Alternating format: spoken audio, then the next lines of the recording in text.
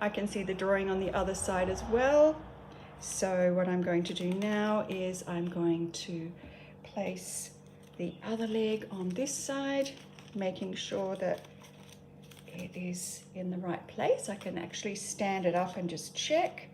And I've got some already stored tape. Get the tape ready. It's nice, this masking tape, because it's easy to rip off and it's pretty sticky. So it's really good to do paper mache on. Okay, so then we need to tape on this other leg. We've checked it to make sure that the kangaroo can stand. And we are taping that on and pressing it on nice and tight all around the kangaroo's shape. Okay, and that leg just wants to pop off a little bit there, so we need to make sure that it is properly stuck on there with the tape and it is not going to move into the wrong place. Now, you always have to adjust your little kangaroo when you have put its legs on or done that sort of part of the taping. So you need to check that your little kangaroo is actually standing up, and you will need to bend the tail to make sure that the tail is supporting the little kangaroo in an upright position. I can use some toothpicks or skewers and either place them into the back of the leg like this to give them a little bit of strength, and tape them on in the right position. So that will also help to give a little bit of strength to the kangaroo design. Okay. In any way, so I'm just popping that down like that into the body of the tin foil, and then just popping some tape around to make sure it stays. Now basically you have to cover your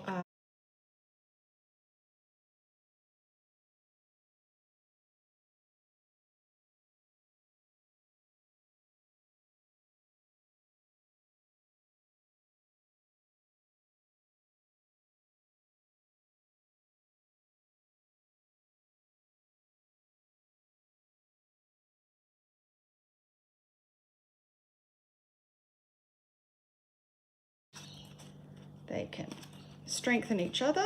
There's a little piece under here that's a bit hollow.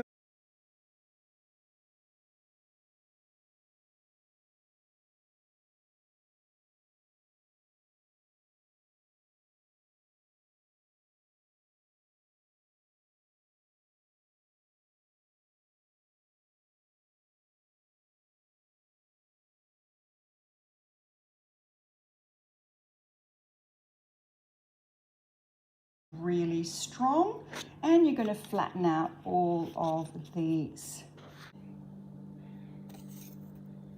Okay, we're going to start our paper mache now on top of our kangaroo figure now that it's all strong and it's standing in the right direction.